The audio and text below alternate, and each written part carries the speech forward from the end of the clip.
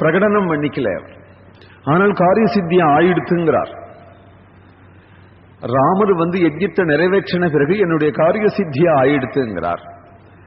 மகாஜானியான அவர் திவ்ய ஜானோபன்னாஸ்தே ராமன் திருஷ்டா மகர்ஷயகாங்கிற கோட்டியில, மகர்ஷியினுடைய கோட்டியில உள்ளவர்களே முதல்ல நிற்கிறவர். அதனாலதான் எல்லா ரிஷிக்கும் முந்திண்ட அகம்வேத்மின்னு சொல்லிட்டு வந்தார். ஸ்ரீராமன பரமாத்மான அவர் தெரிஞ்சிருக்கிறதுனால, சீதையையும் மகாலட்சுமின்னு தெரிஞ்சிருக்கிறதுனால, இந்த ரெண்டு பேர்களுக்கும் ஒரு திருக்கல்யாணம் பண்ணி வைக்கணும் அப்படிங்கிறதா அவருடைய யாகம், அவருடைய தபசு, அவருடைய சர்வத்தினுடைய சித்தியும் அதுதான் என்று நிச்சயமா தெரிகிறதே. ராமலட்சுமணர்களை அழைத்து கொண்டு, மகர்ஷிகள் எல்லாரையுமே அழைத்து கொண்டு மிதிலா நகரத்தை நோக்கி புறப்பட்டு போறாரு மகர்ஷி. பிரேம தர்மத்தை காட்டுறாருங்க. சித்தாசிரமத்தில் இருந்த சகல பசுபட்சிகளும் அவர் பின்னாடியே புறப்பட்டு எடுத்துனார். பசுபட்சிகள் எல்லாம் கூட புறப்பட்டதுன்னா அப்ப எவ்வளவு பிரேம அவைகளிடத்துல இருந்திருக்கும் அப்படிங்கிறது நிச்சயமா தெரியறது இல்லையா? அதை காட்டுறார். பசுபட்சிகணாஸ்சைவ சித்தாசிரமணிவாசினஹ அனுஜக்முஹு மகாத்வானம் விஸ்வாமித்ரம் தபோதனம். அவ்வளவு பிரேமையா, அவ்வளவு சகஜமா எல்லாரிடத்திலையும் பழகியிருக்காருன்னு தானே தெரியறது. சுள்ளு சுள்ளுன்னு விழுவாருன்னு விஸ்வாமித்திரன் நாம மனோபாவனையில ஒரு கல்பனை பண்ணக்கூடாது. சுண்டு மூஞ்சியா இருப்பாருன்னு கல்பனை பண்ணக்கூடாது. ரிஷிகளை நமக்கு என்ன புரியும்? அதனால லோகத்துல பரிச்சயமானது காமம், கோபம், கலகம் எல்லாம் பரிச்சயமா இருக்கே தவிர ரிஷிகளை யாருக்கும் பரிச்சயமாகல. அதனால இந்த கலகத்தையும் இந்த காமத்தையும் இந்த கோபத்தையும் ரிஷிகள் இடத்துல ஆரோபிச்சு அநேகமா அப்படித்தான் இருப்பார் அப்படின்னு நீயா குருட்டி யோஜனை பண்ணிட்டு இருந்தா ரிஷிகள் என்ன பண்ணுவா? ரிஷிகளுடைய சமதர்மம், ரிஷிகளுடைய பிரேம தர்மம் அங்க இருக்கு. அதே ராமாயணத்தில் இருக்கு. அதை பார்க்க கூடாதோ? பசுபட்சி கணாசைவ சித்தாசிரம நிவாசினகா. அந்த பட்சிகள்லாம் பின்னாடியே புறப்பட்டுடுதா. மிருகங்கள்லாம் சிங்கம், புலி, கரடி எல்லாம் சைதன்ய மகாபிரபு பிருந்தாவன யாத்திரை மாதிரி பின்னாடியே வந்துடுதான். விஸ்வாமித்திரர் என்ன பண்ணாலும் அந்த சிங்கத்தெல்லாம் அப்படி தட்டி கொடுத்து, பையா சமத்தான இங்கே இரு, இந்த ஆசிரமத்திலே இரு, புலிய பார்த்து இங்கே நீ சமத்தாரு, ஒன்னும் பயம் இல்லை, ராட்சசிகள்லாம் ஒழிஞ்சு போயிட்டா சமத்தா இரு என்று சொல்லிட்டு போறாராம். அதெல்லாம் அப்படியே வழியை அனுப்புறதுக்கு வந்துட்டு நிற்கிறது மாதிரி அப்படியே நின்னுண்டு பார்த்து ஏங்கி நிற்கிறதா. மகர்ஷிக்கு இது தாத்காலிகமான ஆசிரமம். அவருக்கு கௌசிகிய நதிக்கரையில தான் அவருடைய ஆசிரமம். அவருடைய இந்த பிரேம தர்மம் இந்த பசுபட்சிகளோட மட்டிலும் நின்னுடல. அவருடைய பிரேம தர்மம் அப்பாவும் அம்மாவும் தியாவா பிருத்திவி. பிருத்திவி தான் அம்மா, சொர்க்கந்தான் ஆகாசம். சகோதரி யாரு அவருக்கு? நாள் கௌசிகி நதியாம். என் தங்கதாங்க, எங்க அக்கா தாங்க ஓடின்னு இருக்காருங்கிறா. பிரகிருதியோட உறவு கொள்றதுதான் மகர்ஷிகளுடைய சவால். அது தெரிஞ்சு கொடுத்தனா அப்புறம் யாருக்கும் தன்னை அநாதேன்னு தோணவே தோணாது. பெரிய மகாநதியினுடைய கரையில உட்காந்து இருந்தாங்க. இவ யாரு போறான்னு? என் சகோதரி தான் போயின்னு இருக்கா. விஸ்வாமித்திரர் சொல்றார், கௌசிகி நதியை பார். அந்த நதிக்கு கௌசிகின்னே பேர் வச்சுட்டார். இவர் கௌசிகரோ இல்லையோ, அந்த நதிக்கும் கௌசிகின்னு பேர் வச்சு என் சகோதரிதான் சகோதரிதான் சகோதரிதான் லோகக்ஷேமார்த்தமகா நதியா பிரவகிச்சென்றுக்காள், லோகக்ஷேமார்த்தமகா நதியா பிரவகிச்சென்றுக்காள் என்று பார்த்துட்டே இருக்காரு. அதே போல ஜன்ஹுங்கிற ஒரு மகரிஷி, ஜான்ஹவி இவள் என்னுடைய பொண்ணு அப்படிங்கிறார் கங்கைய. இப்படியெல்லாம் லதா விருட்சங்களோட, ஆகாசத்தோட, பூமியோட, நதிகளோட உறவு கொள்றதுக்கு விசாலமான ஹிருதயத்தை கொடுக்கிறது நம்முடைய சாஸ்திரங்கள்லாம். அந்த ஹிருதயம் வந்துவிட்டானால் நமக்கு குறுகின மனோபாவம் வராது. குறுகின மனோபாவம் நமக்கே நம்மளை கண்டா பிடிக்காத பண்ணிவிடும். கடைசியில அவளை பிடிக்கல, இவாளை பிடிக்கல அப்படின்னு பண்ணிட்டு கடைசியில பார்த்தா தன்னை பிடிக்கலன்னு முடியும். அதுக்கு என்ன பண்ணிவிட்டோம், என்னத்துக்கு பிறந்தோம், எல்லாருக்கும் கசப்பா நான் ஏன் இருக்கோம், எல்லாருக்கும் கசப்பா நீதான் பண்ணிண்ட. கடைசியில பார்த்தாங்க லோகம் பூரா மதுரமாயிடும். லோகம் பூரா மதுரமாயிடும். எல்லாம் தித்திக்கிறதேன்னு ஒரு வித்யை உண்டாம், மது வித்யேன்னு பெயர் உபனிஷத்துல.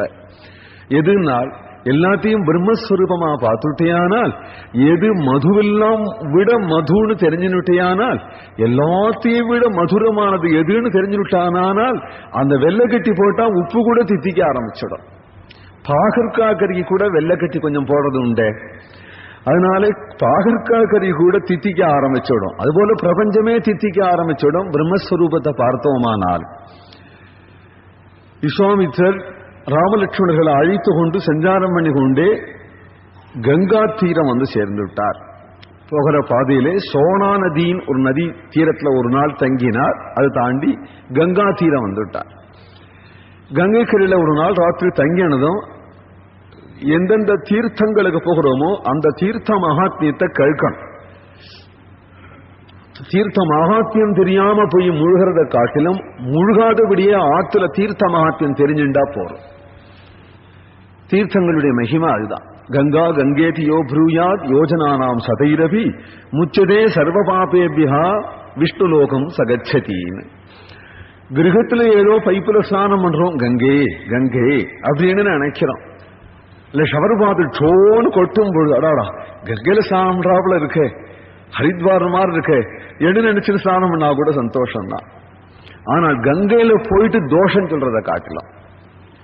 கங்கையில ஸ்நானம் பண்ணும் போதே கங்கைய தோஷம் சொல்றத காட்டலாம். அப்போ புண்ணிய தீர்த்தத்தினுடைய மகாத்மியம் தெரிஞ்சுக்கிறதானே முக்கியம்.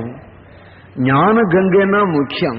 எதுவும் ஆச்சாரத்தை காட்டிலும் தியானமும் ஞானமும் தான் முக்கியம்.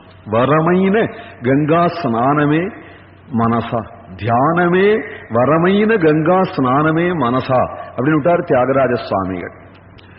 ராமனை தியானம் பண்றதே எனக்கு வரமான கங்கா ஸ்நானம். கங்கைக்கு நான் சிரமப்பட்டு போக வேண்டிய அவசியம் இல்லைன்னார். கங்கா ஸ்நானத்தை எடுத்து விட்டார். சரி கிட்டக்குதான் இருக்கு சேது ஸ்நானம்னார். கோடி நதுலு தனுஷ்கோடி உண்டக இன்னொரு கீர்த்தனத்துல சொல்றார். கோடி நதிகள் தனுஷ்கோட்டியில் இருக்குன்னுட்டார். கஷேத்திரம் சேஷையா சொல்றார். தனுஷ்கோட்டிங்கிற தீர்த்தம் சேது. அந்த தனுஷ்கோட்டிங்கிற கஷேத்திரத்துல கோட்டி நதி இருக்குன்னு அர்த்தம். மற்றொன்று என்னன்னா ராமபிரானுடைய தனுசுனுடைய கோட்டி இருக்க, அந்த கோட்டினுடைய பக்கத்துல சரண கமலம் இருக்கு. சரணத்தினுடைய பக்கத்துல கீழ் தனுசுனுடைய கோட்டி இருக்கு. அங்க கோட்டி தீர்த்தம் இருக்குன்னா ராமபிரானுடைய சரண தியானமே போலும். அது சாட்சாது கங்கை பிரவகிச்ச திருவடி. அதை தியானம் பண்ணினா போதும் சர்வநதி ஸ்நானம் அப்படின்னு. அதனால நாம் கிரியைகள்ல ஈடுபட்டு தியானத்தை இழக்கிறத காட்டிலும் தியானத்தில் ஈடுபட்டு கிரிகையை இழக்கிறது சிரேஷ்டம் அப்படிங்கிறதுதான் ஞான மார்க்கம். அந்த கோட்டினுடைய பக்கத்துல சரண கமலம் இருக்கு. சரணத்தினுடைய பக்கத்துல கீழ் தனுசனுடைய கோட்டி இருக்கு. அங்க கோட்டி தீர்த்தம் இருக்குன்னா ராமபிரானுடைய சரண தியானமே போதும். அது சாட்சாது கங்கை பிரவகிச்ச திருவடி. அதை தியானம் பண்ணினா போதும் சர்வநதி ஸ்நானம் அப்படின்னு. அதனால நாம் கிரியைகள்ல ஈடுபட்டு தியானத்தை இழக்கிறத காட்டிலும் தியானத்தில் ஈடுபட்டு கிரிகையை இழக்கிறது சிரேஷ்டம் அப்படிங்கிறதுதான் ஞான மார்க்கம். தியானம் இருக்கணும், எப்பொழுதும் பகவான் இடத்துல தியானம் இருக்கணும் அப்படின்னு காட்டுறாளே. கங்கை கரையில உட்கார்ந்து கொண்டு கங்கா பிரபாவத்தை விஸ்வாமித்திரர் சொல்ல ஸ்ரீ ராமபிரானே கேட்கிறார். கங்கையினுடைய பிரபாவத்தை சுருக்கி சொல்லுவோமானால் இந்த இடத்துல ஹிமவானுடைய புத்திரி கங்கை அப்படின்னு சொல்லப்படுறது இங்க.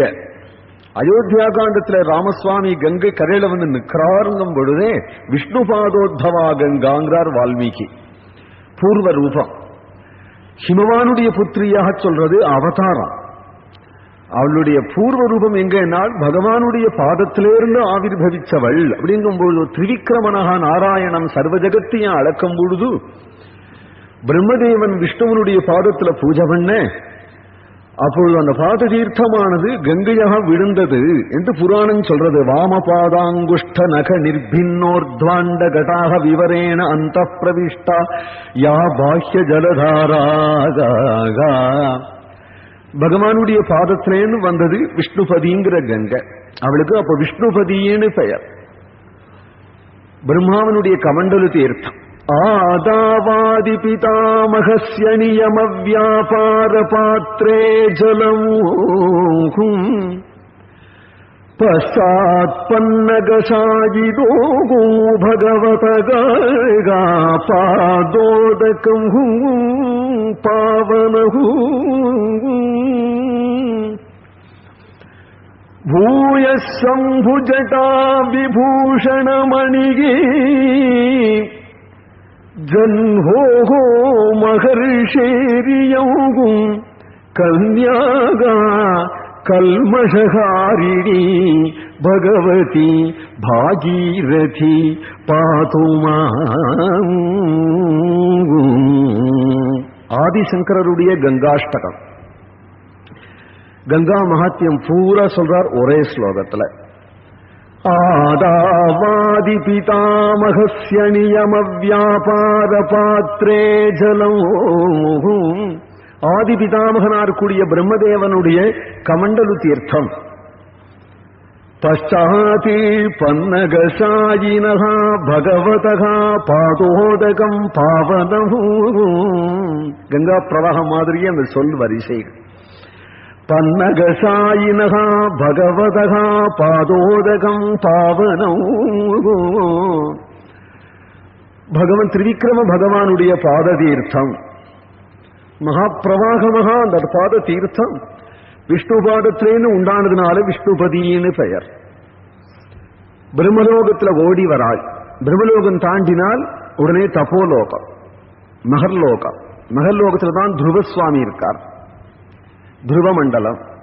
பரமபாகவதா ஔத்தானபாதிகி அஸ்மத் குலதேவதா சரணாரவிந்தோதகமிதி யாமானுசவனஹூ. பரமபாகவதோத்தமனான துருவன் ஒரு நாளைக்கு 3 தடவை ஸ்நானம் பண்றாராம். அதுல அஸ்மத் குலதேவதா சரணாரவிந்தோதகம், என்னுடைய குலதெய்வமான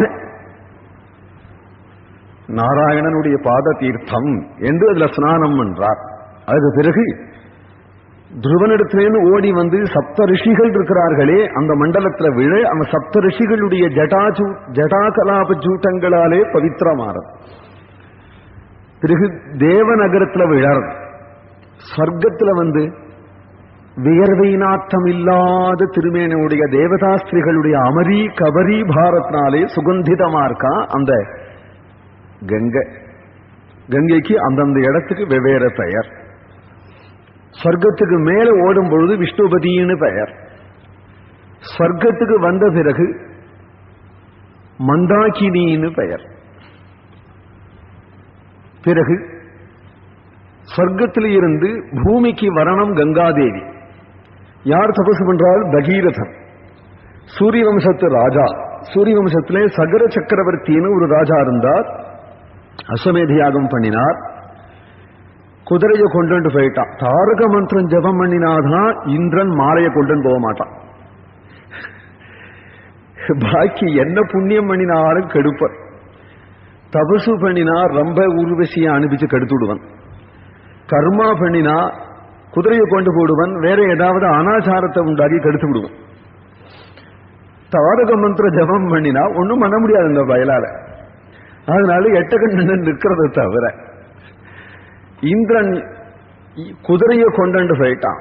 இந்த குதிரையை கொண்டு கபிலாசிரமத்திலே கபிலருடைய எதிரில் கொண்டு நிறுத்தி விட்டான். கட்டி விட்டு போயிட்டான். இவ்வளவு தூரம் எங்க வரப்போறான் அந்த பசங்க? சகர சக்கரவர்த்திக்கு 60,000 புத்திரர்கள். அவர்களை குதிரையை தேடிண்டு வான்னார். அவர்கள் பாதாளத்தை கொடைஞ்சு கொண்டு உள்ள போனார். அதனாலதான் சாகரம்னு பெயரு சமுத்திரத்து. சமுத்திரம்ங்கிறது வேற, சாகரங்கிறது வேற. அதனால சகர சக்கரவர்த்தியால நிர்மாணம் பண்ணப்பட்டுதான் சாகரம். அதுக்கு முன்னாடி சமுத்திரம் கிடையாதுன்னு நினைக்க கூடாது. சகர சக்கரவர்த்தி பிள்ளைகளால நிர்மாணம் பண்ணப்பட்ட ஒரு பாகத்துக்கு, ஒரு போஷனுக்கு சாகரம்னு பேர். அந்தண்ட சமுத்திரம் இருக்கு. நிலக்கு ரத்னாகரம் அந்தண்ட இருக்கு. இவர்கள் அதுக்குள்ள நுழைஞ்சார். உள்ள இங்கேந்து போய் தேடி கொண்டு போனா பாதாளத்துல கபில பகவானுடைய எதிரில் இந்த குதிரை இருக்கு. கொஞ்சம் இவர்கள் நிகாப்படுத்திக்கலாம். இந்த கபிலர் தான் குதிரையை திருடின்னு வந்துட்டார்கள் என்று நினைச்சு கபில பகவான் இடத்துல அபச்சாரப்பட்டுட்டார்கள். சலபங்கள் அக்னியில விழுந்து, விளக்கு வெட்டில் பூச்சி நெருப்புல விழுந்து பொசுங்கிறது மாதிரி கபிலாக்னியில இந்த 60,000 பேர்களும் பொசுங்கி வைத்தார்கள். அவருக்கு அசமஞ்சனும் மற்றொரு புத்திரன் சகர சக்கரவர்த்தி. அவன் சமஞ்சசமா ஊர்ல பழகலே, அதனால நாடு கடத்தி விட்டான் ராஜா. அதனாலேயே அவனுக்கு அசமஞ்சன்னு பெயர். அவனுடைய புத்திரன் அம்சுமான் என்கின்றவன் தாத்தாவுக்கு ரொம்ப வேண்டியவன், பௌத்திரன் சகர சக்கரவர்த்தியை. உன்னுடைய பிதிருவியர்கள்லாம் எங்க போனான்னு தெரியலே, நீ பார்த்து அவர்களையும் கண்டுபிடிச்சு விட்டு குதிரையும் கொண்டு வா அப்படின்னு அணைச்சு விடு. அவன் அங்கேந்து வரான். கபில பகவானை பார்த்தான், ஸ்தோத்திரம் பண்ணினான், நமஸ்கரிச்சான், வினயத்தோட பேசினான். கபிலர் சந்தோஷப்பட்டார், குதிரையை ஓட்டின் அனுகிரகம் பண்ணிவிட்டார். அவன் திரும்பி வரும்பொழுது கருட பகவான் அங்க இந்த 60,000 பேர்களையும் உத்தாரணம் பண்ணணுமானால் தேவகங்கை இங்க வந்தாகணும், இல்லாத போனால்